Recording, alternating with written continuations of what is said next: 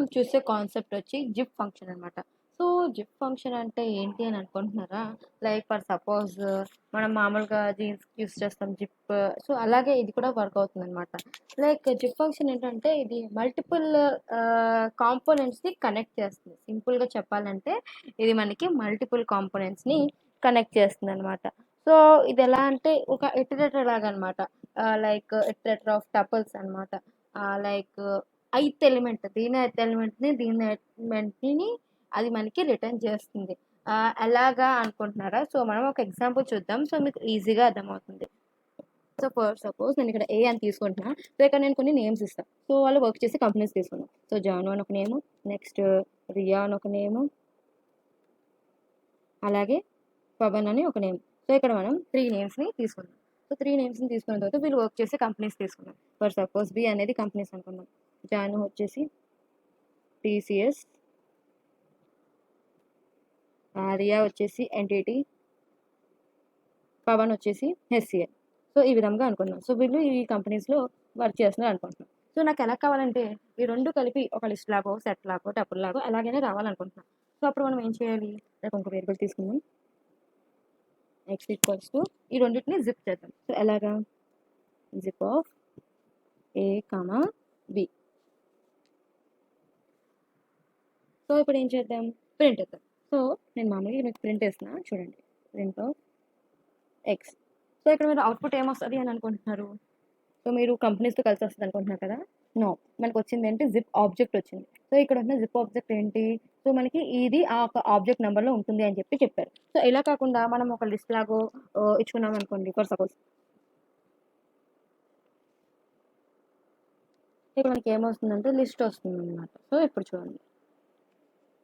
So, చూసారా ఏమొచ్చింది? జాను టీసీఎస్లో వచ్చింది, Riya NTT, Pavan HCL. So, ఇదే విధంగా మీకు లిస్ట్లా కాదు, సెట్లా కావాలనుకోండి, సెట్లా వస్తుంది. ఫర్ సపోజ్ ఇక్కడ సెట్ అనివ్వండి. సో, సెట్ వచ్చింది. చూసారు కదా? సో, సెట్ కూడా కాదు, మీకు లైక్ టప్పుల్లో కావాలనుకోండి, టప్పుల్ వస్తుంది. సో, ఈ విధంగా మీరు టప్పుల్ ఇవ్వచ్చు, సెట్ ఇవ్వచ్చు, లిస్ట్ ఇవ్వచ్చు, డిక్షనరీ కూడా ఇవ్వచ్చు. సో, మనం అవన్నీ ఒకసారి ఇలా చూద్దాము. సో, చూసారు కదా? ఇప్పుడు మనకి టప్పుల్లో కూడా వచ్చింది. సో, ఈ విధంగా అనమాట. సో, మనకి అన్నీ ఇలాగ వస్తాయి. సో, డిక్షనరీ సో, అలాగా.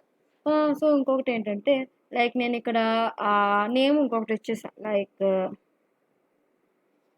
సిడ్ అని ఇచ్చా. సో, ఇచ్చిన తర్వాత చూడండి మనకి సిట్ ప్రింట్ అవ్వలేదేంటి? సో, ఇక్కడ కూడా 2 సేమ్ వాల్యూస్ ఉంటేనే మనకి జిప్ అనేది రెండింటిని జిప్ చేయగలుగుతుంది. విడివిడిగా అయితే ఉండదు. ఫర్ సపోజ్ నేను ఇక్కడ ఒక నంబర్ ఇచ్చాను అనుకోండి. సో, ఇప్పుడు మనకి ఈ 2 కలిపి ప్రింట్ అవుతాయి చూడండి.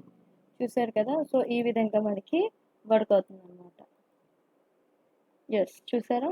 Janu TCS, Riya NTT, Pavan HCL, Sid no. So, ఈ విధంగా మనకి ప్రింట్ అయిందనమాట. సో, అదేవిధంగా మీకు ఇంట్లో ఏంటంటే ఇంకో ఎలిమెంట్ కూడా తీసుకోవాలనుకోండి, ఇంకో ఎలిమెంట్ కూడా తీసుకోవచ్చు.